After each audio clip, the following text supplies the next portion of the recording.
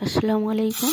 এটা বাসমতি রাইস। এখানে 2 গ্লাস আমি বাসমতি রাইস নিচ্ছি, মানে 500 গ্রাম মতো হবে। নিয়ে ভালোভাবে ধুয়ে পরিষ্কার করে নিয়ে একটু লেবুর রস দিয়ে অল্প একটু পানি দিয়ে আমি আধ ঘন্টা 40 মিনিট ভিজিয়ে রাখবো, যতক্ষণ সময় থাকবে। আর এখানে আমি সয়াবিনটা 15-20 মিনিট আগে একটু গরম পানি দিয়ে ভিজিয়ে রেখেছিলাম। তারপরে ভালোভাবে নিংড়ে পানিটা ফেলে দিয়ে নুন, হলুদ আর একটু শুকনো লঙ্কা গুঁড়ো মাখিয়ে রাখলাম।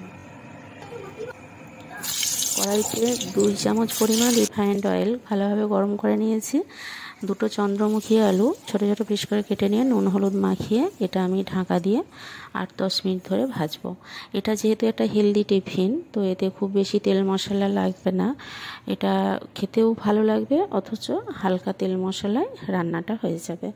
আর এখানে একটা গাজর ছিল, আমি তাই গাজর কুচিটা ছোটো ছোটো করে কুচি কুচি করে আলুর সঙ্গে হাফ সেদ্ধ করে ঢাকা দিয়ে ভেজে নেবো। গাজরটা দিলেও খেতে ভালো লাগবে, না থাকলে না দিলে কোনো অসুবিধা নেই। আর এখানে সয়াবিনটা কিন্তু ভাজতে 2-3 মিনিট সময় নিয়ে ভাজবেন, লো ফ্লেমে রেখে, যাতে ভাজা সয়াবিনটাই এমনি খাওয়া যায়, এতটা ভালো লাগবে। আর এখানে সয়াবিনে কিন্তু একটু তেল টানে, তাই শুকনো শুকনো হয়ে যেতে অল্প একটু তেল দিয়ে আবার এই 2টো ডিম আমি এখানে নিলাম, নিয়ে অল্প একটু নুন দিয়ে এভাবে ঝুড়ো ঝুড়ো করে ভাজবো।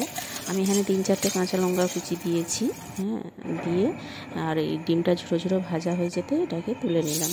তারপরে আমি সাদা তেল আর ঘি গরম করে নিয়ে গোটা গরম মশলা আর একটা বড় সাইজের পেঁয়াজ দিয়েছি, দিয়ে হাফ লাল হয়ে গেলে 1 চামচ আদা রসুন বাটা দিলাম, তেজপাতা দিয়েছি, দিয়ে তারপরে চালটা দেবো। চালটা দেওয়ার পরে হাই ফ্লেমে 1-1.5 মিনিট ধরে কিন্তু চালটাকে ভালোভাবে ভেজে নিতে হবে তেলের সাথে। চালটা ভাজতে ভাজতে আমি অন্যদিকের ওভেনে 2 গ্লাস চালের জন্য 4 গ্লাস পানি ভালোভাবে ফুটন্ত গরম করে নিয়েছি। নিয়ে ওই পানিটা আমি এই চালেতে ভাজা হয়ে গেলে দিয়ে দেবো। দিয়ে এখানে চালের জন্য আমি এখানে কোনো নুন এখনও দিইনি, এখানে স্বাদ মতো নুন দিতে হবে। আর তার আগে এই যে ভাজা উপকরণগুলো ছিল এগুলো আমি সব একসাথে এখনই দিয়ে দেবো। দিয়ে এখানে 1 চামচ মতো নুন দিলাম, যেহেতু অল্প পরিমাণ চাল।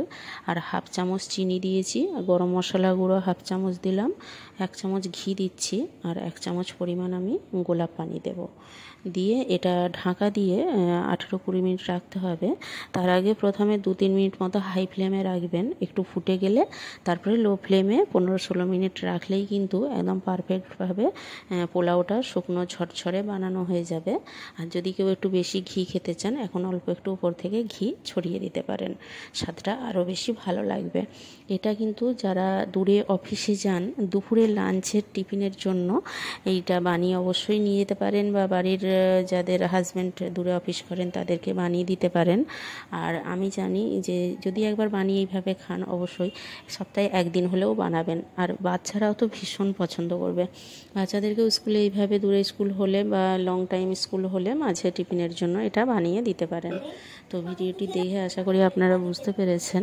আর অবশ্যই এরকমভাবে বানাবেন। কেমন লাগলো আমাকে কমেন্ট করে জানাবেন। ভিডিওটি ভালো লাগলে প্লিজ লাইক এবং সাবস্ক্রাইব করবেন। আর আপনারা সকলে খুব ভালো থাকবেন, সুস্থ থাকবেন। ভিডিওটি দেখার জন্য আপনাদেরকে অসংখ্য ধন্যবাদ। Thank you.